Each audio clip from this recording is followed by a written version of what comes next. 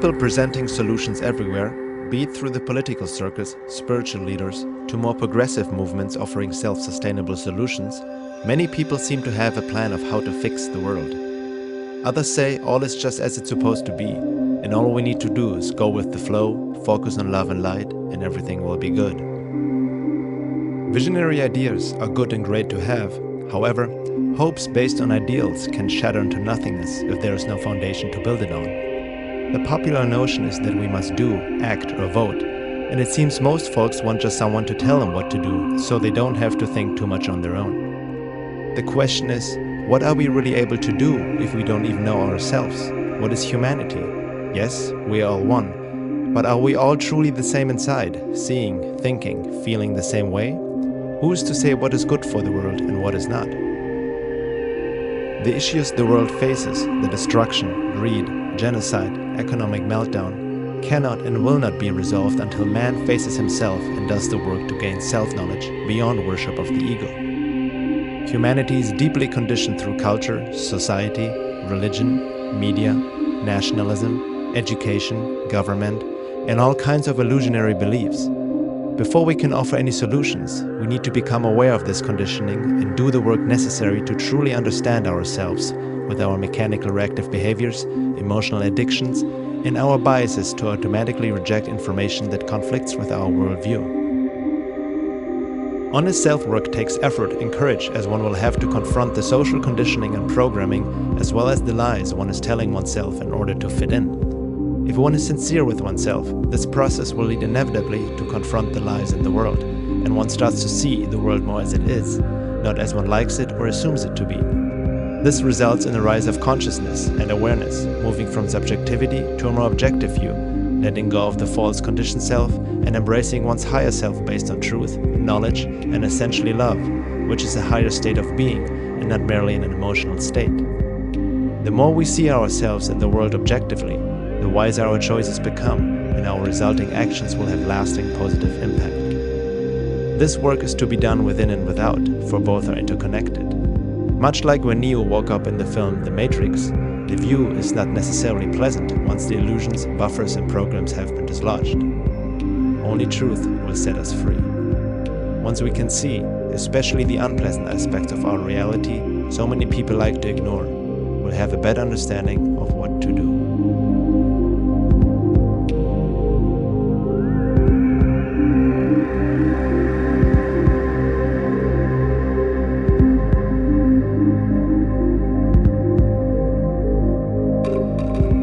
The necessity to know thyself has been transmitted through many wise men and ancient teachings throughout the world for thousands of years.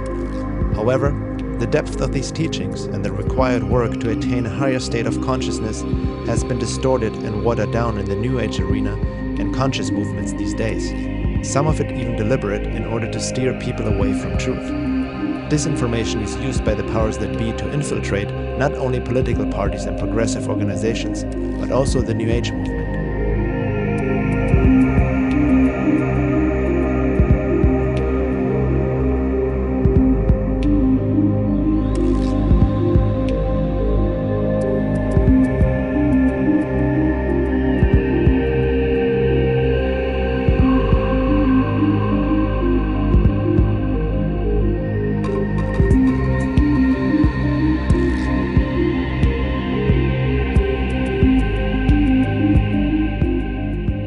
Religion has been used to control society for ages. The New Age movement, with its many distorted teachings, seems to become the new global religion, vectoring people into complacency and conformity with an oversimplified understanding of "we are all one" or "all you need is love." Many people already believe that they are awake and aware, yet they are merely dreaming to be awake. As a matter of fact, what we see nowadays in the New Age is similar to followers of dogmatic religions: blind belief, wishful thinking, emotional projections, and lack of critical thinking. Effective disinformation always contains a good amount of truth to lure the seeker in, but enough lies to steer the person away and keep them in a subjective tunnel vision. The same can be said about the many self-help gurus out there and many others who claim to know the way to happiness and abundance. They are here to help you help yourself, giving techniques of how to attract and manifest money, a fulfilling relationship, the perfect job, lover, and so on.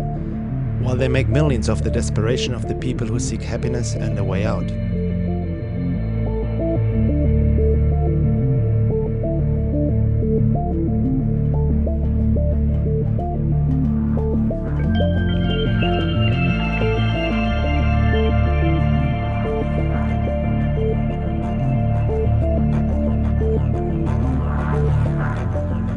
When looking deeper into some of the self-help teachings, one can see that they mostly appeal to the ego with its conditioned desires and buffers.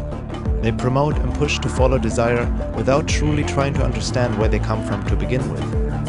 In a sense, what is sold today as spirituality and self-work is quite the opposite of what the classical esoteric traditions have passed down.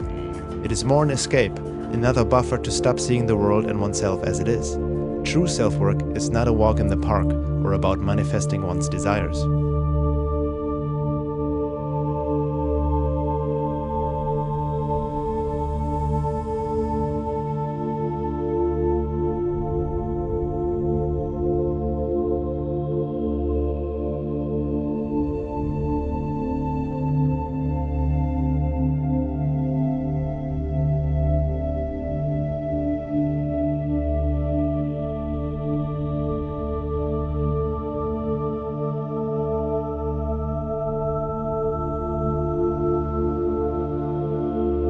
That is not to say that all prominent authors and teachers are misleading on purpose. They themselves can be duped and spread disinformation unknowingly, even if their intent is well meant. Most of them have more knowledge about marketing and selling themselves than understanding of spiritual work. It's not black and white, but lies are mixed with truth, so discernment is key. The truth about our world and humanity has been suppressed for thousands of years, and it certainly won't be revealed on Oprah anytime soon.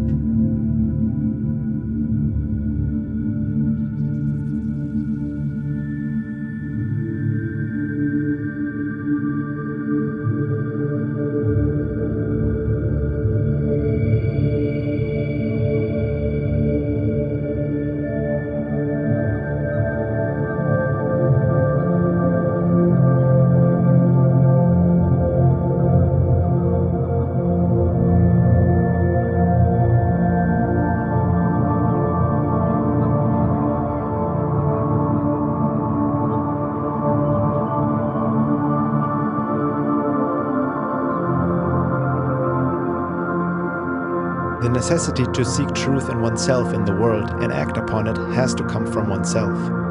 No one can do it for another, and no one can push another to do it, until man himself realizes the precious times we live in. Free will is not really free, as long as man acts from his conditioned personality. People who don't know themselves will continue to live in a self-inflicted prison. A prison without bars and walls, cherishing their leaders as saviors like in the global Stockholm Syndrome, worshipping and defending the ones who keep them imprisoned. They become tools for the matrix, thinking that they are free, but they're merely reacting mechanically to external influences and accumulated conditioning. No change is going to happen by simply forwarding the newest conspiracy videos, questionable New Age teachings, and dubious channeled material, meditating on love and light, striving for sustainable solutions, or just protesting with some banners and slogans.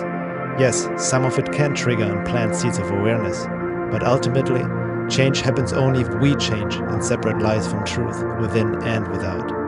Only then will we be able to see the world as it is, without filters of denial, wishful thinking, false hopes, and misperceptions because of our corrupted state of being. In order to see the truth in the world, we need to see the truth in ourselves and stop lying to ourselves. Only then will we be able to know what to do and act upon it.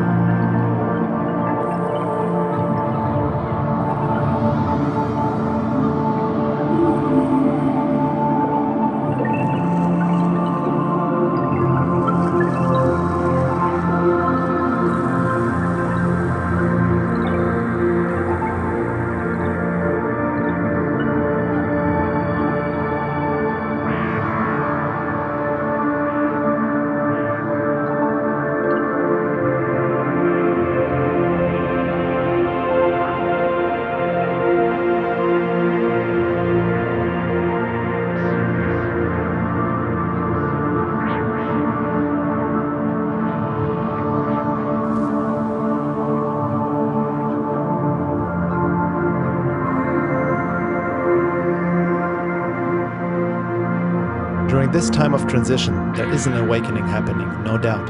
However, we are also in the age of deception, and if people don't know themselves, they will mistake reality for illusion and illusion for reality. The term awakening needs to be carefully looked at, because people can awaken to merely another form of illusion and dream of waking up while still being asleep. On the other hand, self-work can easily turn into a narcissistic activity if one is too absorbed with oneself or has no network that can give objective feedback and mirroring. The solutions presented by various conscious movements these days and other people who have good intentions are not bad in themselves. However, by leaving out the necessary deeper self-work that is needed to truly be the change, nothing will change fundamentally, and so many of those solutions become just castles in the air. It is also the prerequisite to seek truth in the world, for one's perception needs to be clear in order to discern lies from truth. Honest self-work goes hand in hand with looking at global issues that seem to be ignored by many self-proclaimed conscious people who want a better world. Be it 9/11, Zionism, psychopathy and pornorology, the UFO phenomena, and many other secrets present and past. There's still much we have to come to terms with before any form of golden age is going to manifest. Suppression of knowledge is the name of the game. There are traps and dead ends on the path towards awakening, and there are forces that do their best to keep humanity asleep. It is no coincidence that much of this crucial esoteric knowledge has been filtered out and is hard to come by in today's spiritual, conscious, and New Age movements. Knowledge protects, ignorance endangers.